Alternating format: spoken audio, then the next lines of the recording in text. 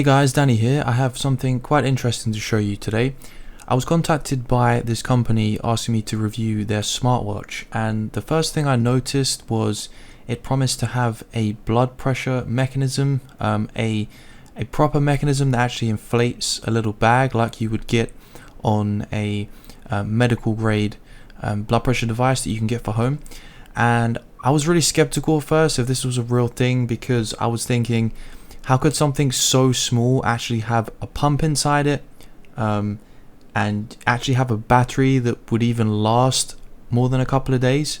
But after actually testing this, it very much does seem real and usable. So check this out. So I'm not wearing this just to demonstrate. You can actually see the little bag inflating, and you hit the start button and it does inflate pretty quickly after you hit it. Like a traditional blood pressure machine, if you've ever used one, you'll know what I mean. You do feel the pressure around your wrist, and it feels less on this, probably because it's not as powerful, but you can feel your pulse just like you would using a normal blood pressure machine. My dad has one and I've used it quite a few times. So if you've used one, you'll know what I mean. As it fully inflates, you'll feel your pulse in your wrist, the part where it's inflated. So it works in the same way a normal machine would. It inflates, and there's a sensor inside that detects vibrations from your pulse, and they measure your blood pressure from that. I don't know entirely how blood pressure machines work, but that's my basic understanding. During the inflation part, it is very quiet. You don't really hear much noise. It's only when it deflates, there's this kind of slight mechanical kind of hiss sound as it lets the air out. I'm not entirely sure how it does this. It must have a little valve or a little hole somewhere. I did try to dupe the smartwatch, and I inflated it without having it on my arm, and it does show an error code. So it does appear, like I say, from everything I can see, this is producing real results. I did also test this alongside my dad's medical grade blood pressure machine, and it was giving similar results.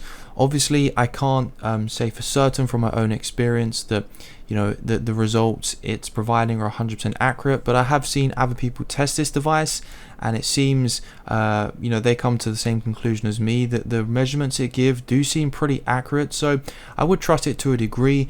If you was actually using this for some kind of medical condition, I'm not really sure if I would trust it and go that far, but for general use, if you just want to keep track of your blood pressure, it is pretty cool and it does seem to work. I'm not going to be doing an in-depth review on this product because there's a whole bunch of reviews for this device already, and it's not new. So I'm just giving you a general overview in my experience with it. It does have most of the other features that you'd expect, such as a heart rate monitor, sleep tracking. You can do your blood oxygen level. It will track some basic workouts like indoor running and outdoor running.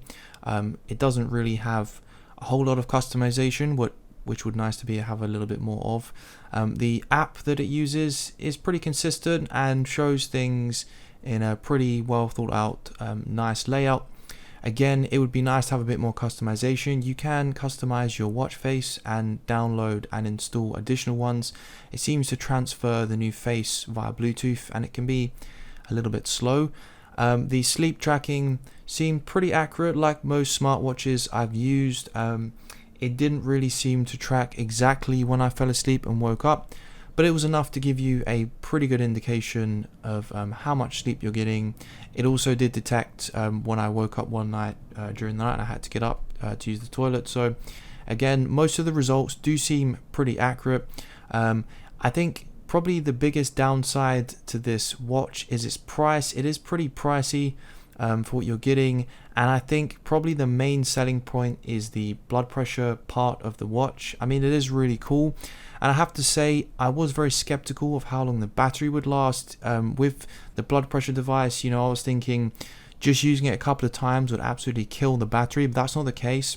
With the always on display turned off, because it's not something I really need, you can raise the watch to turn on the screen, and having continuous heart rate monitoring on, and using the blood pressure mechanic probably 10 to 15 times, maybe 20 times. I'd probably say 15 to 20 times, because you will notice when I go into the blood pressure part, if the blood pressure result fails, which it did quite a few times because I didn't always use it correctly, it won't save.